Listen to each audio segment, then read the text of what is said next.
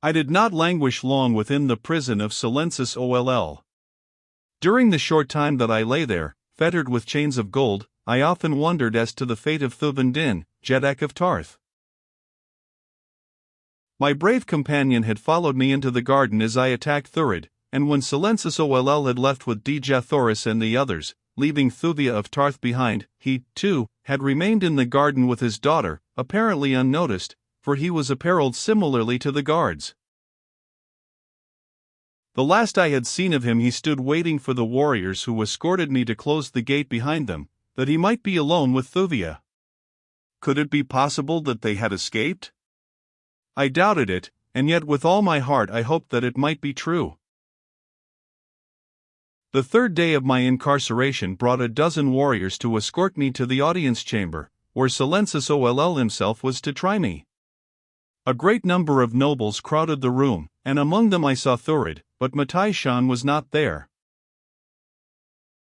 Dejathoris, as radiantly beautiful as ever, sat upon a small throne beside Silensis Oll. The expression of sad hopelessness upon her dear face cut deep into my heart. Her position beside the Jeddak of Jeddaks boded ill for her and me, and on the instant that I saw her there sprang to my mind the firm intention never to leave the chamber alive if I must leave her in the clutches of this powerful tyrant. I had killed better men than Silensis Oll, and killed them with my bare hands, and now I swore to myself that I should kill him if I found that the only way to save the Princess of Helium. That it would mean almost instant death for me I cared not, except that it would remove me from further efforts in behalf of Dejathoris, and for this reason alone I would have chosen another way, for even though I should kill Silensis Oll, that act would not restore my beloved wife to her own people. I determined to wait the final outcome of the trial, that I might learn all that I could of the Ocarian ruler's intentions, and then act accordingly. Scarcely had I come before him than Silensis Oll summoned Thurid also. "Dater Thurid," he said, "you have made a strange request of me, but, in accordance with your wishes and your promise that it will result only to my interests, I have decided to accede.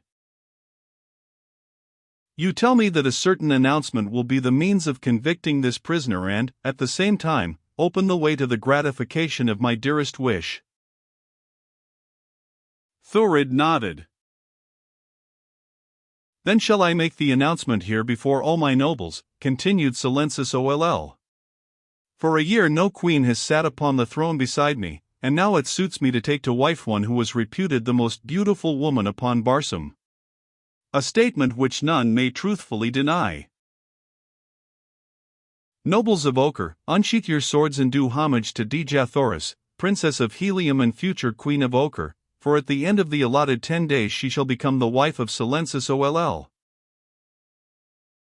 As the nobles drew their blades and lifted them on high, in accordance with the ancient custom of Ochre when a Jeddak announces his intention to wed, Dejathoris sprang to her feet and, raising her hand aloft, cried in a loud voice that they desist.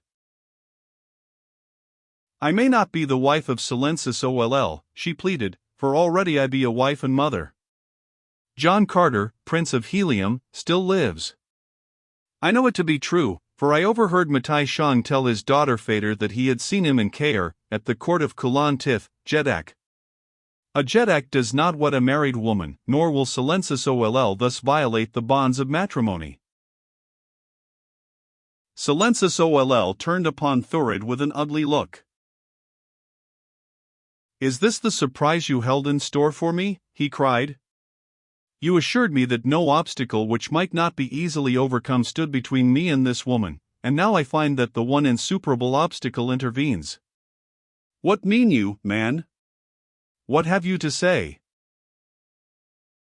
And should I deliver John Carter into your hands, Silensis Oll, would you not feel that I had more than satisfied the promise that I made you?" answered Thurid. "Talk not like a fool," cried the enraged Jeddak. "I am no child to be thus played with." "I am talking only as a man who knows," replied Thurid. "Knows that he can do all that he claims." "Then turn John Carter over to me within 10 days or yourself suffer the end that I should mete out to him were he in my power," snapped the Jeddak of Jeddaks, with an ugly scowl. You need not wait 10 days, Silencis OLL, replied Thurid, and then, turning suddenly upon me as he extended a pointing finger, he cried, There stands John Carter, Prince of Helium. Fool, shrieked Silencis OLL. Fool! John Carter is a white man. This fellow be as yellow as myself. John Carter's face is smooth, Matai Shang has described him to me. This prisoner has a beard and mustache as large and black as any in ochre. Quick, guardsmen, to the pits with the black maniac who wishes to throw his life away for a poor joke upon your ruler. Hold, cried Thurid, and springing forward before I could guess his intention, he had grasped my beard and ripped the whole false fabric from my face and head, revealing my smooth, tan skin beneath and my close-cropped black hair. Instantly pandemonium reigned in the audience chamber of Silencis OLL. Warriors pressed forward with drawn blades, thinking that I might be contemplating the assassination of the Jedak of Jedaks, while others, out of curiosity to see one whose name was familiar from pole to pole, crowded behind their fellows. As my identity was revealed, I saw Dejathoris spring to her feet, amazement writ large upon her face, and then through the jam of armed men she forced her way before any could prevent. A moment only and she was before me with outstretched arms and eyes filled with the light of her great love. John Carter! John Carter, she cried as I folded her to my breast, and then of a sudden I knew why she had denied me in the garden beneath the tower. What a fool I had been! Expecting that she would penetrate the marvelous disguise that had been wrought for me by the barber of Marentina. She had not known me, that was all, and when she saw the sign of love from a stranger she was offended and righteously indignant. Indeed, but I had been a fool. And it was you, she cried, who spoke to me from the tower. How could I dream that my beloved Virginian lay behind that fierce beard and that yellow skin? She had been wont to call me her Virginian as a term of endearment, for she knew that I loved the sound of that beautiful name, made 1,000 times more beautiful and hallowed by her dear lips, and as I heard it again after all those long years my eyes became dimmed with tears and my voice choked with emotion. But an instant did I crush the dear form to me ere Silencis OLL, trembling with rage and jealousy, shouldered his way to us. Seize the man, he cried to his warriors, and 100 ruthless hands tore us apart. Well, it was for the nobles of the court of Ochre that John Carter had been disarmed. As it was, 12 of them felt the weight of my clenched fists, and I had fought my way half up the steps before the throne to which Silencis OLL had carried Dejathoris ere ever they could stop me. Then I went down, fighting, beneath 100 warriors, but before they had battered me into unconsciousness I heard that from the lips of Dejathoris that made all my suffering well worthwhile. Standing there beside the great tyrant, who clutched her by the arm, she pointed to where I fought alone against such awful odds. Think you, Silencis OLL, that the wife of such as he is, she cried, would ever dishonor his memory, were he 1,000 times dead, by mating with a lesser mortal? Lives there upon any world such another as John Carter, Prince of Helium? Lives there another man who could fight his way back and forth across a warlike planet, facing savage beasts and hordes of savage men, for the love of a woman? I, Dejathoris, Princess of Helium, am his. He fought for me and won me. If you be a brave man you will honor the bravery that is his, and you will not kill him. Make him a slave if you will, Silencis OLL, but spare his life. I would rather be a slave with such as he than be Queen of Ochre. Neither slave nor queen dictates to Silencis OLL, replied the Jedak of Jedaks. John Carter shall die a natural death in the pit of plenty, and the day he dies Dejathoris shall become my queen. I did not hear her reply, for it was then that a blow upon my head brought unconsciousness, and when I recovered my senses only a handful of guardsmen remained in the audience chamber with me. As I opened my eyes they goaded me with the points of their swords and bade me rise. Then they led me through long corridors to a court far toward the center of the palace. In the center of the court was a deep pit, near the edge of which stood half a dozen other guardsmen, awaiting me. One of them carried a long rope in his hands, which he commenced to make ready as we approached. We had come to within 50 feet of these men when I felt a sudden strange and rapid pricking sensation in one of my fingers. For a moment I was nonplussed by the odd feeling, and then there came to me recollection of that which in the stress of my adventure I had entirely forgotten, the gift ring of Prince Talu of Marantina. Instantly I looked toward the group we were nearing, at the same time raising my left hand to my forehead, that the ring might be visible to one who sought it. Simultaneously one of the waiting warriors raised his left hand, ostensibly to brush back his hair, and upon one of his fingers I saw the duplicate of my own ring. A quick look of intelligence passed between us, after which I kept my eyes turned away from the warrior and did not look at him again, for fear that I might arouse the suspicion of the Ocarians. When we reached the edge of the pit I saw that it was very deep, and presently I realized I was soon to judge just how far it extended below the surface of the court, for he who held the rope passed it about my body in such a way that it could be released from above at any time, and then, as all the warriors grasped it, he pushed me forward, and I fell into the yawning abyss. After the first jerk as I reached the end of the rope that had been paid out to let me fall below the pit's edge, they lowered me quickly but smoothly. The moment before the plunge, while 2 or 3 of the men had been assisting in adjusting the rope about me, one of them had brought his mouth close to my cheek, and in the brief interval before I was cast into the forbidding hole he breathed a single word into my ear. Courage. The pit, which my imagination had pictured as bottomless, proved to be not more than 100 feet in depth, but as its walls were smoothly polished it might as well have been 1,000 feet, for I could never hope to escape without outside assistance. For a day I was left in darkness, and then, quite suddenly, a brilliant light illumined my strange cell. I was reasonably hungry and thirsty by this time, not having tasted food or drink since the day prior to my incarceration. To my amazement I found the sides of the pit, that I had thought smooth, lined with shelves, upon which were the most delicious viands and liquid refreshments that ochre afforded. With an exclamation of delight I sprang forward to partake of some of the welcome food, but ere ever I reached it the light was extinguished, and, though I groped my way about the chamber, my hands came in contact with nothing beside the smooth, hard wall that I had felt on my first examination of my prison. Immediately the pangs of hunger and thirst began to assail me. Where before I had had but a mild craving for food and drink, I now actually suffered for want of it, and all because of the tantalizing sight that I had had of food almost within my grasp. Once more darkness and silence enveloped me, a silence that was broken only by a single mocking laugh. For another day nothing occurred to break the monotony of my imprisonment or relieve the suffering superinduced by hunger and thirst. Slowly the pangs became less keen, as suffering deadened the activity of certain nerves, and then the light flashed on once again, and before me stood an array of new and tempting dishes, with great bottles of clear water and flagons of refreshing wine, upon the outside of which the cold sweat of condensation stood.